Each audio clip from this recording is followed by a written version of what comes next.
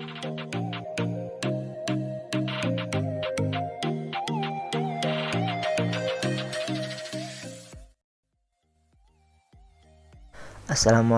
warahmatullahi wabarakatuh. Kami dari kelompok 3, mata kuliah perkembangan peserta didik. Materi yang akan kami bawakan yaitu perkembangan moral dan sosial pada anak usia sekolah dasar. A. Pengertian moral. Moral berasal dari kata Latin mors yang berarti tata cara, kebiasaan, dan adat. Moral pada dasarnya merupakan rangkaian nilai tentang berbagai macam perilaku yang harus dipatuhi. Secara umum, moral dapat dikatakan sebagai kapasitas untuk membedakan yang benar dan yang salah, bertindak atas perbedaan tersebut, dan mendapatkan penghargaan diri ketika melakukan yang benar dan merasa bersalah atau malu ketika melanggar standar tertentu. Dalam definisi ini, individu yang matang secara moral tidak membiarkan masyarakat untuk mendikte mereka karena mereka tidak mengharapkan hadiah atau hukuman. Moral memiliki 3 komponen. Yang pertama, komponen efektif atau emosional terdiri dari berbagai jenis perasaan, seperti perasaan bersalah atau malu, perhatian terhadap perasaan orang lain, dan sebagainya, yang meliputi tindakan benar dan salah yang memotivasi pemikiran dan tindakan moral. Yang kedua, komponen kognitif merupakan pusat di mana seseorang melakukan konseptualisasi benar atau salah dan membuat keputusan tentang bagaimana seseorang berperilaku. Yang ketiga, komponen perilaku mencerminkan bagaimana seseorang sesungguhnya berperilaku ketika mengalami godaan untuk berbohong, curang, atau melanggar aturan moral lainnya. Bagian B, perkembangan moral pada anak sekolah dasar. Fase anak sekolah dasar ini dimulai sejak anak-anak berusia 6-12 tahun atau sampai seksualnya matang. Kematangan seksual ini sangat bervariasi, baik antara jenis kelamin maupun antar budaya yang berbeda. Anak-anak sudah lebih menjadi mandiri.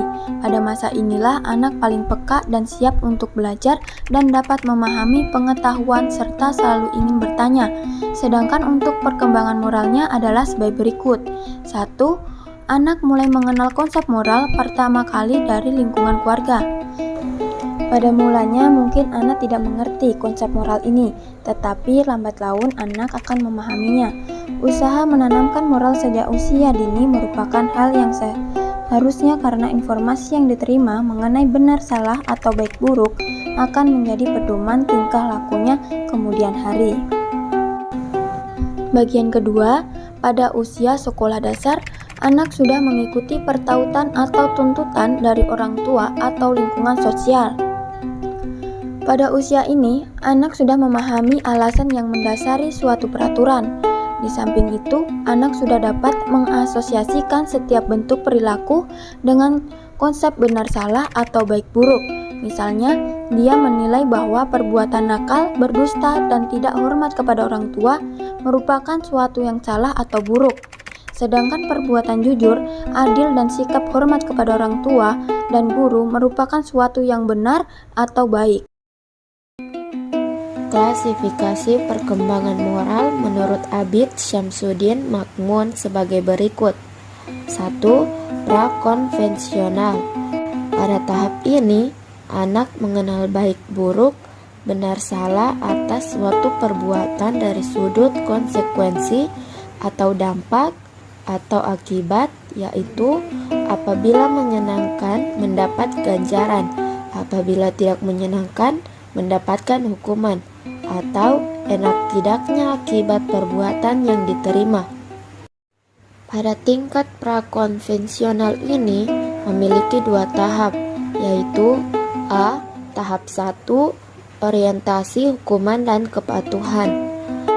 Pada tahap ini, akibat-akibat fisik suatu perbuatan menentukan baik buruknya tanpa menghiraukan arti dan nilai manusiawi dari akibat tersebut. Anak hanya semata-mata menghindari hukuman dan tunduk pada kekuasaan tanpa mempersoalkan. B. Tahap 2, orientasi relativis instrumental. Pada tahap ini, perbuatan yang dianggap benar adalah perbuatan yang merupakan cara atau alat untuk memuaskan kebutuhannya sendiri dan kadang-kadang juga kebutuhan orang lain. 2. Konvensional. Pada tahap ini, anak memandang perbuatan itu baik atau benar atau berharga bagi dirinya apabila dapat memenuhi harapan atau persetujuan keluarga, kelompok, dan bangsa. Di sini berkembang sikap konformitas, loyalitas, atau penyesuaian diri terhadap keinginan kelompok atau aturan sosial. Pada tingkat konvensional ini memiliki 2 tahap, yaitu A. Tahap 3, orientasi kesepakatan antara pribadi atau disebut orientasi anak manis. Pada tahap ini, perilaku yang dipandang baik adalah yang menyenangkan dan membantu orang lain serta yang disetujui oleh mereka. B. Tahap 4, orientasi hukum dan ketertiban. Pada tahap ini, terdapat orientasi terhadap otoritas, aturan yang tetap, dan penjagaan tata tertib sosial. Perilaku yang baik adalah semata-mata melakukan kewajiban sendiri, menghormati otoritas, dan menjaga tata tertib sosial yang ada. 3. Pasca konvensional. Pada tingkat ini, ada usaha individu untuk mengartikan nilai-nilai atau prinsip-prinsip moral yang dapat diterapkan atau dilaksanakan terlepas dari otoritas kelompok, pendukung, atau orang yang memegang atau menganut prinsip-prinsip moral tersebut. Juga terlepas apakah individu yang bersangkutan termasuk kelompok itu atau tidak. Pada tingkat pasca konvensional ada 2 tahap, yaitu A. Tahap 5, orientasi kontrak sosial legalitas. Pada tahap ini, perbuatan yang baik cenderung dirumuskan dalam kerangka hak dan ukuran individual umum yang telah diuji secara kritis dan telah disepakati oleh masyarakat. Pada tahap ini, terdapat kesadaran yang jelas mengenai relativisme nilai dan pendapat pribadi sesuai relativisme nilai tersebut. B. Tahap 6, orientasi prinsip dan etika universal. Pada tahap ini, hak ditentukan oleh keputusan suara batin sesuai dengan prinsip-prinsip etis yang dipilih sendiri dan yang mengacu kepada komprehensivitas logis, universalitas, dan konsistensi logis. Suatu sistem sosial yang paling awal berusaha menumbuh kembangkan sistem nilai, moral, dan sikap kepada anak adalah keluarga. Keluarga ini didorong oleh keinginan dan harapan orang tua yang cukup kuat agar anaknya tumbuh dan berkembang menjadi individu yang memiliki dan menjunjung tinggi nilai-nilai luhur, mampu membedakan yang baik dan yang buruk, yang benar dan yang salah, yang boleh dan tidak boleh dilakukan, serta memiliki sikap dan perilaku yang terpuji sesuai dengan harapan orang tua. Upaya pengembangan nilai moral dan sikap juga diharapkan dapat dikembangkan secara efektif di lingkungan sekolah.